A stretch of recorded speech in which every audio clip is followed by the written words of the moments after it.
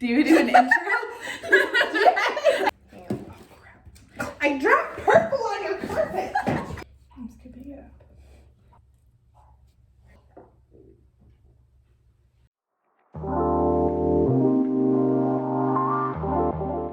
Take two.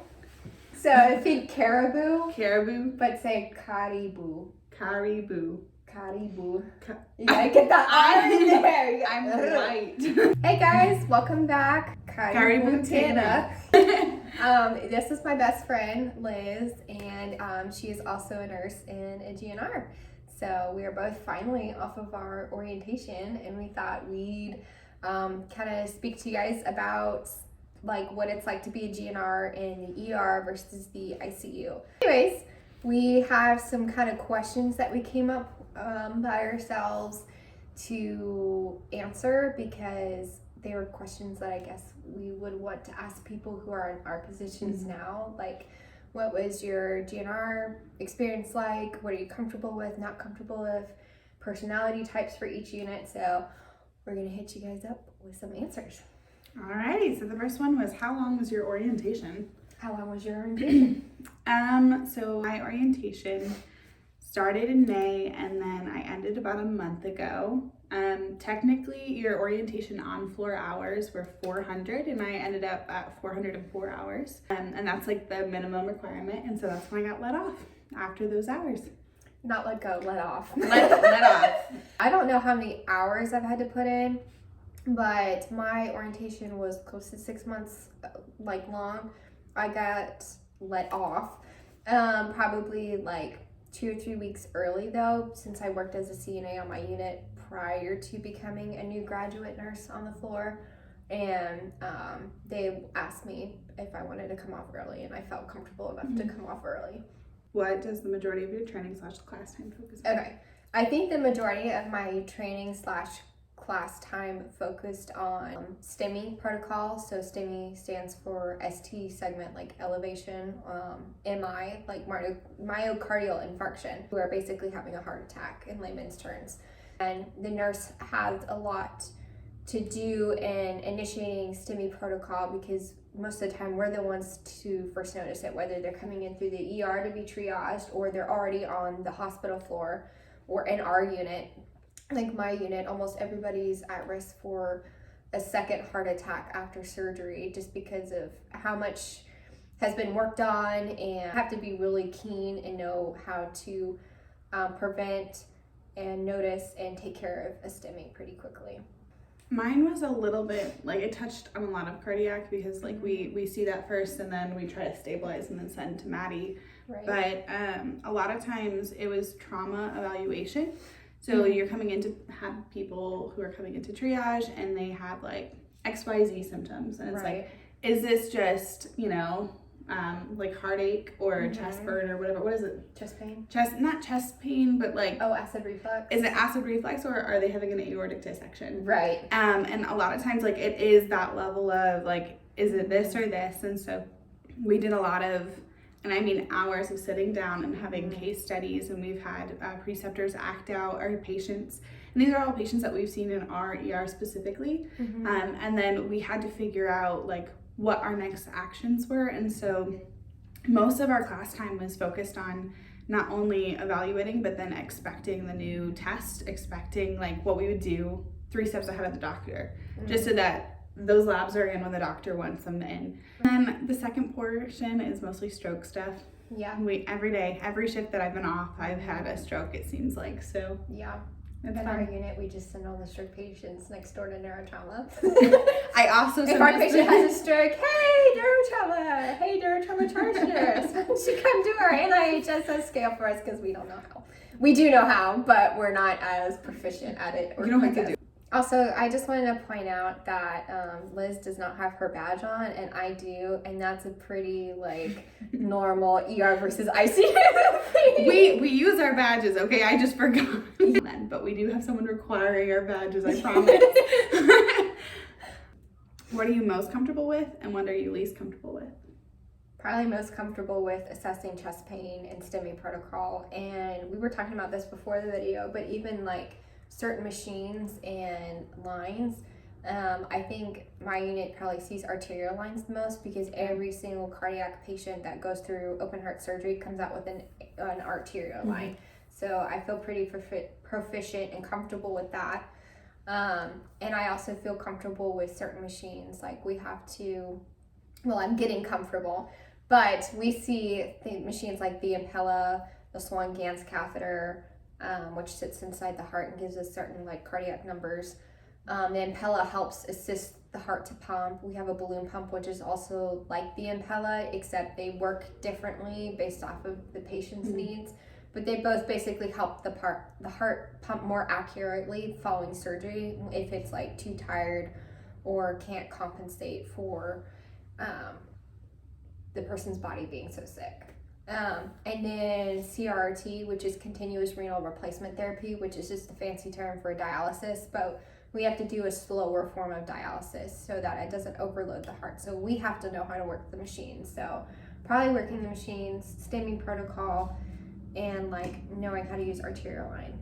Least comfortable, I would have to say stroke scale stuff. And I think almost every CV nurse, unless you like consistently see strokes or have a bigger unit, my unit's smaller, almost everybody on my unit doesn't see strokes that often because they do have a designated unit for that. And the most time we see a stroke is if somebody went to AFib or stroked following their surgery. Pediatric, we don't do anything pediatric. There we go. You do, you have pediatrics. I know Zippo about pediatric doses, you know, signs and symptoms are different in kids versus adults depending on what kind of like diagnosis you're seeing. Yeah. For the ER specifically, I feel the most comfortable with just like strokes now. Like now that I've had a bunch. When I first got them, I was not comfortable at all. But strokes, and then a lot of times those random puncture wounds and like the stuff that you're like, all right, we should probably call the janitor to help us with the tool to pull something out of somebody. Like those are the things I feel comfortable with because the charting is kind of like chart what you can, make sure it's specific enough. And then like chest pains, abdominal pains, a lot of appendicitis comes through. So stuff where it's like, I see the problem. It's not an easy fix, but I can get there's like a formula to it. Those are, I feel comfortable with the formula things. What I feel uncomfortable with, and I think every ER nurse can agree, is like you have someone come in and you have no idea what's going on, like no idea at all. And they have vague symptoms. Really vague symptoms. Or pain that's not like localized or even like female heart attacks, honestly, because they come in and they're just like, oh, my ear kind of hurts. And that is one thing that we are trained to notice. Like anytime females have fatigue or back pain, like lower back pain or shoulder pain, anything that doesn't mimic a normal heart attack, you automatically think chest pain, diaphoresis, so like excessive sweating, pale, cool, clammy skin.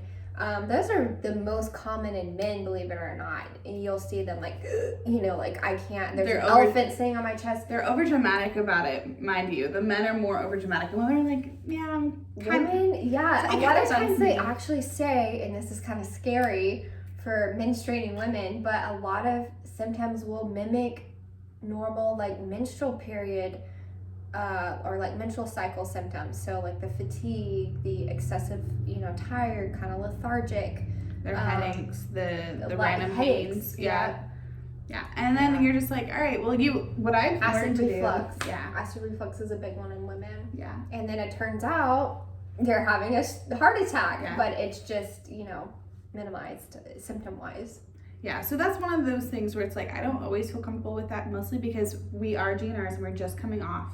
And so our scope of practice is the same as a big kid nurse, but we have a lot less knowledge, which just comes from experience. And so I am gaining that, and eventually in like 20,000 years, I'll feel more comfortable. All of us. Yeah, I can like call things out, but like right now it's like, you know, I don't really know what this is. And it's helpful being in a place where it's like, I don't know, can you help me? Because like, I feel like that at our hospital those are the best places yeah. to work. Yeah. Is where you have your resources and people who will step in. Experience. Yeah. Well, where, it's all about teamwork. It really is. The ER would fall to the ground if people weren't working together. Yeah. How rough/easy are your professors? You mean preceptors? Preceptors. Well, our professors as well. Why don't you go first? So I had 2 primary preceptors during my time in the ER. I had one man who was there for 7 years. He had 2 years in ICU and 5 years in ER. And then I had a woman who has been in ER specifically here and then at another hospital for I think 10 years. So a lot of experience. Yeah, for sure. And so one thing I'll say about both of them is neither one of them were easy. They both had very specific expectations of what they wanted me to become, and they were never rude about it. But you know, with the female, I noticed she was more focused on the paperwork and making sure that I was organized with it. And the greatest advice she gave me, and I still do this every time I walk in, is make your own, like, walking in, like, make your own formula. So I'm walking in, I'm doing an IV, I'm doing labs, I'm doing my ABCDE, and, like, that's rapid. Like, in the ER, I don't know, like, I don't write that stuff down, I just have to retain it, but, like, I'm doing that you don't have time to write down everything that you're supposed to remember. I used to, like, what I used to do, and with Seth, he kind of wanted me to be more independent, so I would walk in and do my assessment and then get onto the IV and then hook them up to monitors. And it took so long, and then I have like these doctors coming in and being like, where is this, or why isn't this done? Whereas with B, she kind of helped me organize my train of thought, which is so helpful. And so I walked in, and now I'm like, I'm able to get that. Her to approve of me, like, you know what I mean? Like, I wanted my charts to be impeccable for her, and so she really pushed me, and that's why I loved working with her. And then with Seth, he's just like this fountain of knowledge. He knows so much, and so it was a lot of like, I didn't feel smart enough to just be by him. And so that's why that was rough. He was he was easy because he's like, do you want food? And he was like, walk around. Like, he was just he's a laid back guy. And he thrived in traumas. Both of them are trauma like gods. But like he definitely wanted me to be independent, and that's where that was rough, because he would expect me to know stuff. And when I didn't, I felt kind of disappointed in myself. And so, but he took the time, and I honestly think that's why I passed the NCLEX, because of him and his pharmacology knowledge. We need to come up with a scale for this. I think it's a good scale. I'm gonna use the rating as like how well we matched up and how well I succeeded with them. For what I said I wanted, Seth matched me 10 out of 10 for what I said I wanted. What I actually needed, B matched me like 10 out of 10. So both of them are phenomenal preceptors, and any student that goes with them, just take that personality quiz or whatever they do to match you up with your preceptor extremely seriously and evaluate yourself. Did they actually do that? Okay, maybe it's just because I was a CNA on my floor. I actually got the chance to choose my preceptor because I had worked with everybody, and my assistant manager came up to me and just said like, hey, who do you think you're gonna work best with? She's like, I have a couple people in mind that I would pair you up with, but is there someone that you want specifically? And I wanted Jody, because she'd been in the unit for like 20 years. And I don't think any of the other GNRs had to take a quiz either. I just got thrown in with someone. Well, one thing that I will, and I can't speak for all ER programs, but for ours specifically, our educational staff is incredible. Like, they sit down and they go back and they reevaluate after each GNR group what they did wrong and what could have made the GNR experience better. And then also, like, how they're choosing their GNRs, how they're hiring people. Like, each time they do it, they see who doesn't work out and who does, and then they try to like focus in on that. And so they had quizzes for a lot of things, and then they wanted us to evaluate our preceptors. So it wasn't just the preceptors evaluating us, like they were constantly asking like, are you okay? Do you feel safe here? Like, and that was important. I had one primary preceptor, Jody, and I loved her to death. She was awesome, and there's a reason why I chose her, is because she had all that experience. But then she was very good about going into detail with things. Like, her knowledge base on things was so detailed. Like, she didn't just tell you about a drug and what it did, the basic what it did. She'll tell you how it's affecting the body, you know, what the half-life of the drug is. My favorite thing is, these people know when this drug was released, and like when the FDA approved it, and like, excuse me, I don't even know what I had for lunch yesterday. He's like, did you know norepinephrine came out like in the 1940s and whatever? I'm like, what? How do you know this? That's just so detailed. Just like, is that going to be on the NCLEX? Do I need to know that? Right. The answer is no. You don't need to know that. You don't. Just no. But once classes. you get to your area, then it gets a little bit more narrowed down in terms of what you're going to see. Yeah. But I trained 3 days a week. Jody only worked 2 days a week. So on my third day, I got thrown in with whoever was available to train me that day, basically. So I had a plethora of different people to learn from. And I kind of went about it. Obviously, I worked with Jody the most. I kind of went about it like if it was my first time with a new preceptor. I always took the opportunity to look at them and say, what is your routine? Mm-hmm. What would you like me to do before I even go into the room? Yeah, you know, like what is there anything specific? And sometimes my preceptor would be like, psst, I don't care. Do you, go do your assessment. I'll check your charting later and I'll be in the break room if you need me kind of attitude. And sometimes they'd be like, this is how I do it. I feel like this is what I go over in the room before, like once I first walk in. Some people were more specific about charting than others. Mm-hmm. I feel like in my unit, you're either not really specific about charting or you're really specific about charting. There's not like a lot of in between. No. So either you're laid back, you chart the bare minimum, and those people actually tend to spend more time in their rooms, or you chart extensively and very detailed. And I feel like a lot of the older preceptors actually are more detailed in their charting because in their time, they had to be. Like, people were taking nurses to court all the time. And they didn't have malpractice insurance for nurses, so they were just taught in their training to chart like a badass, basically. CYA. Yeah. All the time. I feel like we don't have to chart quite as extensively as they did because they were really trying to cover their butts with everything they did because nobody would have their back if they didn't. This isn't like for all ER nurses because a lot of them aren't very thorough in their charting just because come on, you have like 15 minutes to get someone in a life-saving situation. Yeah. But I am because it was framed to me like if you didn't chart it, it didn't happen. Yes. And then furthermore, 20 years from now, if someone did take me to court about this random patient, am I going to remember their name? No. Am I going to remember their case unless it's super traumatic? No. I'm not going to remember what I did or what I didn't do. So making sure I charted every detail because, in our area. I love narratives. Me too. I like a really good, well-charted narrative. I was specifically asked if I was a writer simply because I went back and I was like editing my narrative and they're like, why are you editing that? I'm like, oh, it was a run-on sentence. Like one of the best things that my preceptors taught me, this is such a bunny trail. Hey, Momo. One of the best things a preceptor taught me was be detailed, but not too detailed. If it's somewhere else in the chart, direct the reader's eyes to that place in the chart. So like even if I'm not giving insulin because somebody's blood sugar doesn't qualify for it, instead of saying blood sugar was da-da-da-da-da, not medication not appropriate at this time, and then chart it not done because it's not appropriate. I don't even chart their blood sugar. I'll be like, see results review for blood sugar. Heck yeah, dude. And they can match the time that I charted not done with the time that the blood sugar was taken, just in case somebody got the wrong blood sugar on the wrong patient, or I charted the wrong number, because a lot of times you'll hop back and forth between two different charts. So yeah, just in case. I go so far as charting every time I set eyes on my patient, because a lot of times what happens down there in the ER is like you have a lot of people.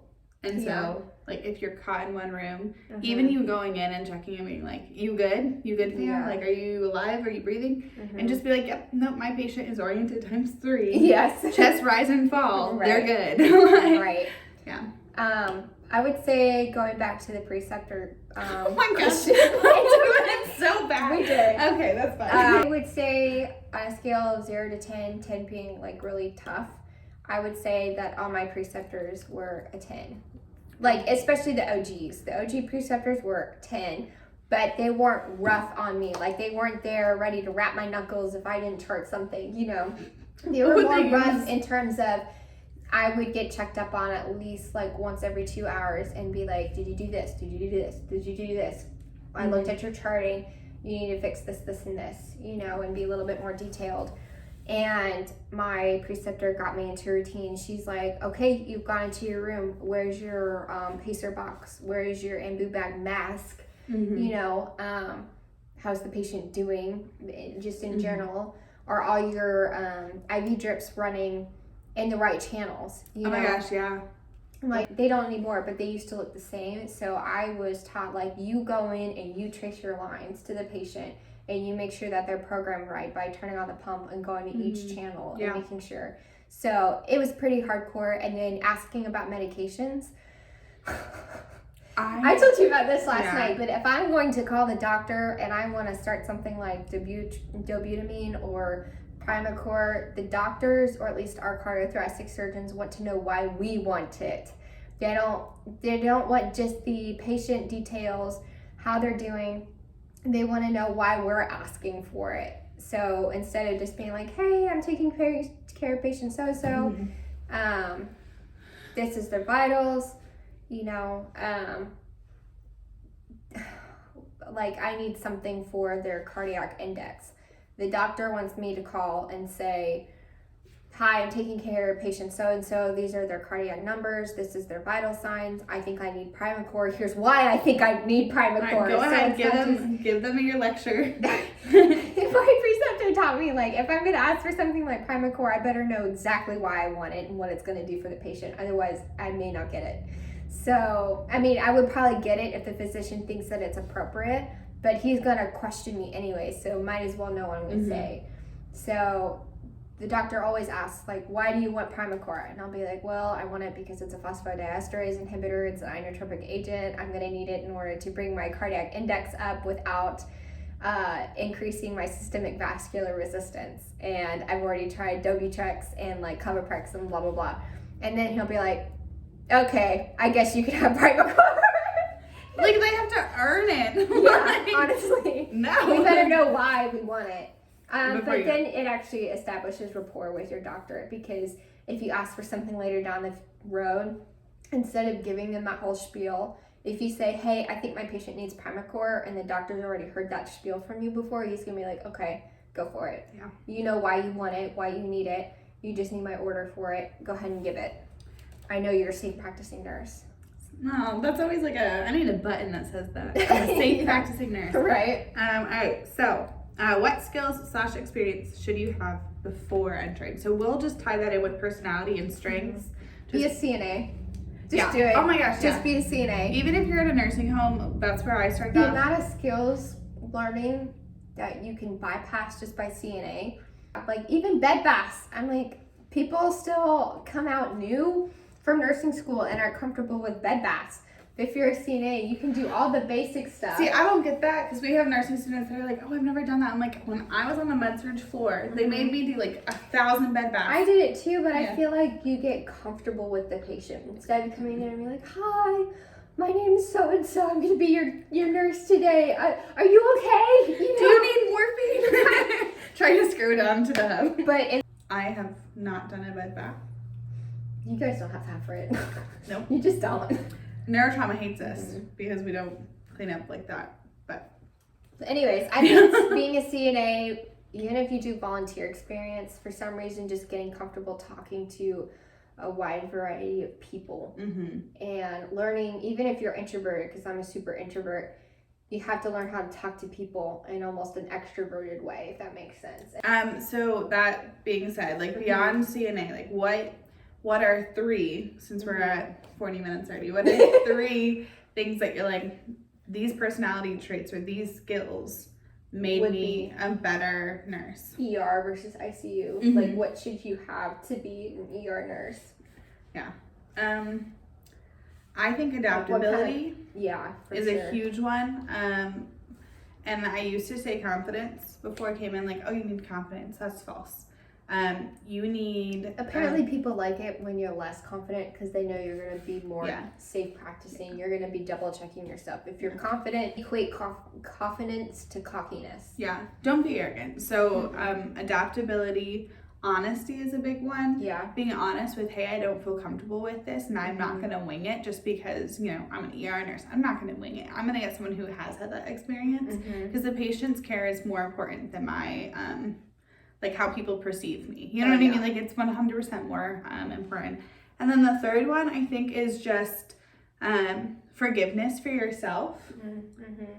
Just coming in, not just as an ER nurse, but coming in as a GNR, you need to be able to forgive yourself because don't get hung up. Yeah, because I still to this day, I go home and I'm driving and I'm like, I did everything wrong. Like, you know, and even if I didn't, like, I think I did. And I'm at home in my bed at 4 a.m. Googling how I could have done something better.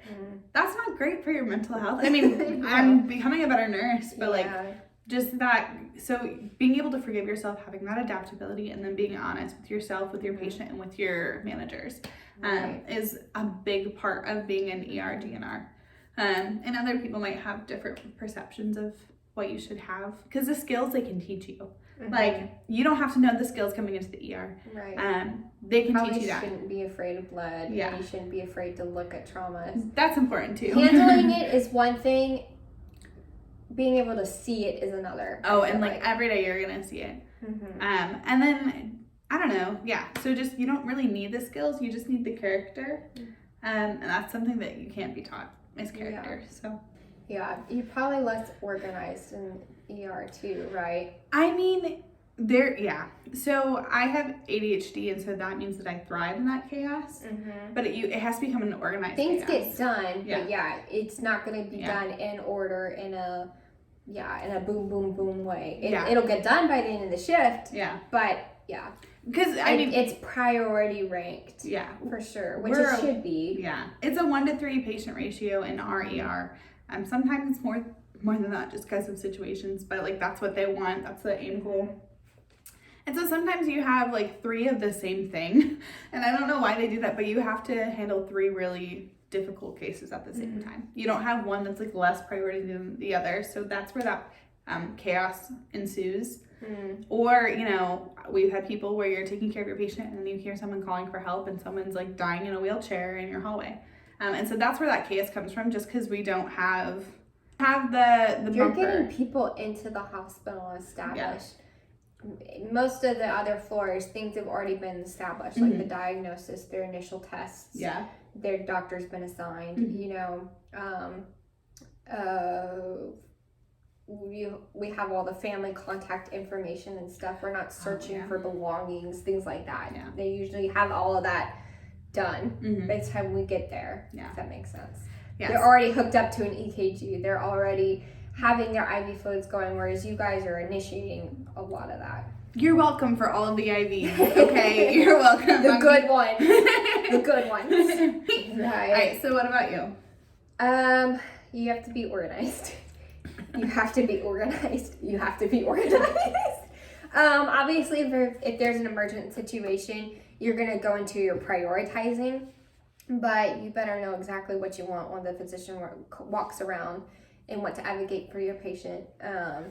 You better be pretty badass at your charting and knowing your drugs. I feel like we are pharmacology nuts in the ICU, specifically in CVICU, because a lot of people actually go to CVICU if they want to be a nurse anesthetist, because we work with so many drips and things like that. Just being acutely aware of things.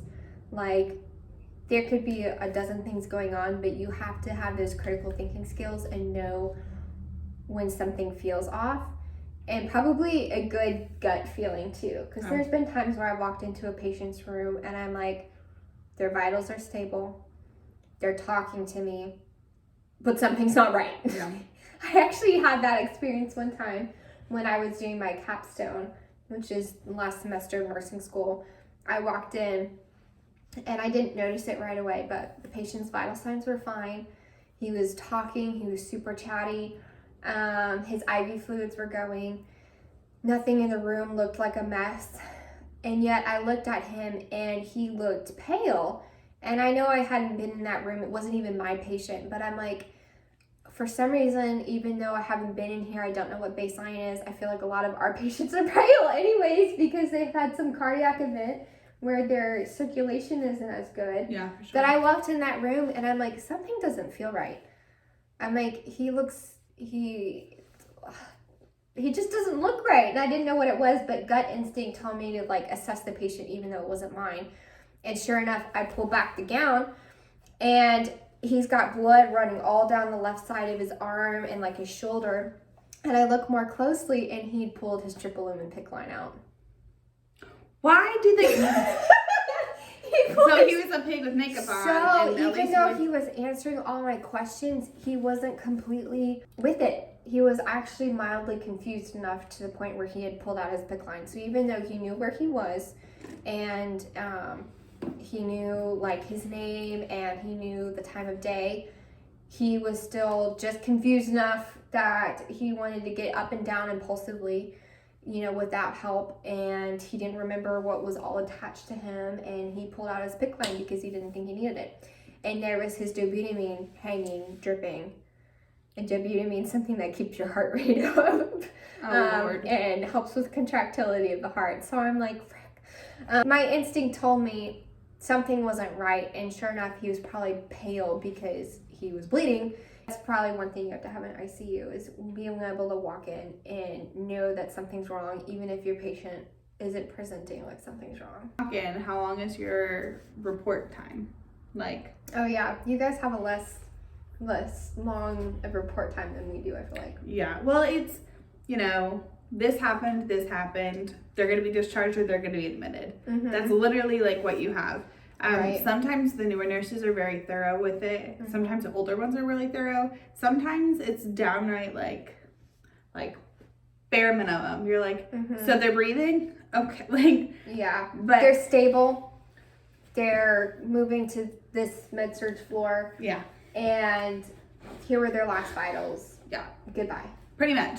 And when I try to give my ICU report, so actually the first time I called an ICU, it was so traumatic. No. It wasn't me, I swear. No.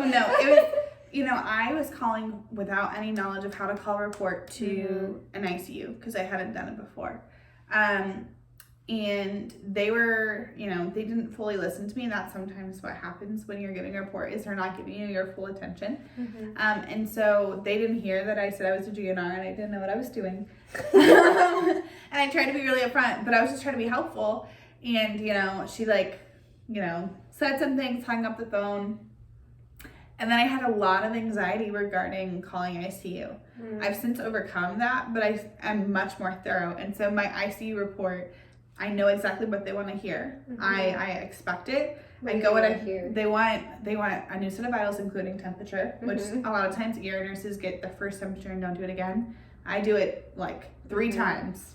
Like when they first get there, halfway through, and then I do it again right before they leave. Mm-hmm. And with stroke patients, they want all of those neuro checks really thoroughly done. Mm-hmm. They want a long trend of vitals.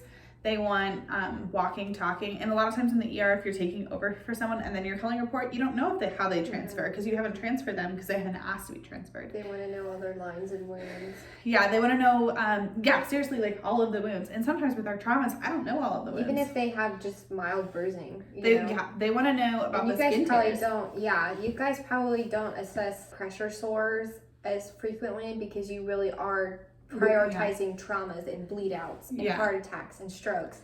And if they came from a nursing home and have a pressure ulcer, of course it's important. We all learn how to look for it, but it's the last thing on your list to look for if you're dealing with dying people. Yeah. And I asked her, do they have a pressure sore? And you guys probably are like, I don't know, let me go check. What ICU always asks is, how does their skin look? Like, how does their skin look? Yeah. And it's like, from what I can see, it looks fine. From over here at the desk, they look fine. So what I started doing about like 2 months ago is when we're rolling the patient, I make sure even if I'm like the one supposed to be charting, my blood is up and I'm looking. Because like that's something that you guys are, no offense, super anal about. We are. And it's like, you guys, I think the ER is like, well, they're going to do their assessment once they get there. But it's also like our baseline saves it from being a hospital thing to cover. And that's where the ICU is thinking of like, okay, well, we don't want to have to cover it. So can you please tell them baseline, did this happen while they were there? Or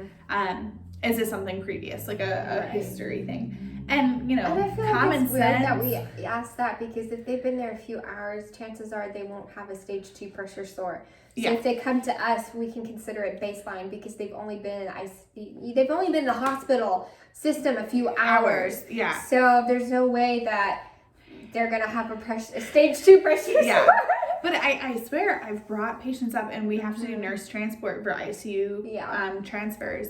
And I'll bring them up, and I didn't tell them about a random skin tear on an elbow, because I didn't see the random skin tear on the elbow. Right. And then they throw they throw shade at you, and it's just like, I'm sorry, they're breathing. You're welcome. Like, right. Pretty quickly that the ER really literally is just keeping them alive long enough to send them to the next place. Truly, and it's not. When we have patients that are in those critical times, it's not like we're just trying to sit at our desk. Like we are doing 1,000 things. All of those IVs take time. All of the Foley takes time. Making sure we get them to scans takes time. You guys don't. My report's probably like 20 minutes per patient if I'm not getting an update. And an update is just if I took care of the patient yesterday, gave a report to night shift nurse, and back the next day with the same patient, they're literally just gonna say like, hey, here's any new labs, here's any new diagnostics, and here's a new set of vitals. I'm not gonna want their backstory, their history, things like that. I don't have to look over their stuff. And these days we've split it up, so like that kind of stuff actually just stays in the chart. But anyways, if it's a new patient, I haven't had them before, it's probably 20 minutes long, just learning like their most pertinent history, their reason for coming in, and any course of events, like did they have surgery since they've been here, did they have a major diagnostic test, did they have a new line placed, did they tolerate that well or not, did they get a new machine added, did they tolerate that well or not, have they had new coding events, and and it takes about 20 minutes. The IV line. We have more time to do it, if that makes sense, because our patients aren't coming and going quite as frequently. I would love that. That's something that like I definitely like. Sometimes you want a patient to go, for sure. When they're a little butthurt about things, you're like, okay, please go. Yeah. But other times it would be nice to have more time so you could do that full like not just holistic care, but like head to toe, like making sure that they're taken care of. A lot of times the best we can do is make sure that they're clean and have warm blankets, and like we don't have the extra stuff. But I'm jealous of ICU in that aspect. Maybe you should join. Come to the dark side. And 1 year. Cookies in the break room. We don't have cookies. How long are your shifts? So I'm 3P to 3A, so that means that I'm there by 2:30, and then I typically leave before 3. Are all your shifts always 12 hours long, or can you do 8-hour shifts? So right now, because of Delta, I know that they are offering that. I have not done an 8-hour shift since cap. Less hours. All of our shifts are 12 hours. 4 hours aren't worth it. Like we only have 6 a.m. to 6 p.m. and then 6 p.m. to 6 a.m. basically. We have 7s, 11s, 1s, 3s, and we just got 2 shifts. All right. Well, how do you end these things? I don't have like I do, but I don't have like a set way. Peace out, homies. If you're in nursing school, you still got this. If you're a nurse, I'm so sorry. Yeah. Okay. That's a great way to end it. We hope you guys enjoyed it and this answered some questions. If you guys have more questions for, just being a GNR, ER versus ICU experience, you can always comment down below. And even if you just like this video, you can like the video, like actually take your finger and press the like button. That would be really great because it helps the algorithm. And then comment down below too if you enjoyed it. And if you want to see Liz again, let me know. Yes. Okay. Comment if you want to see Liz. All right. Thanks for doing this video with me. Hope you guys enjoyed. Bye.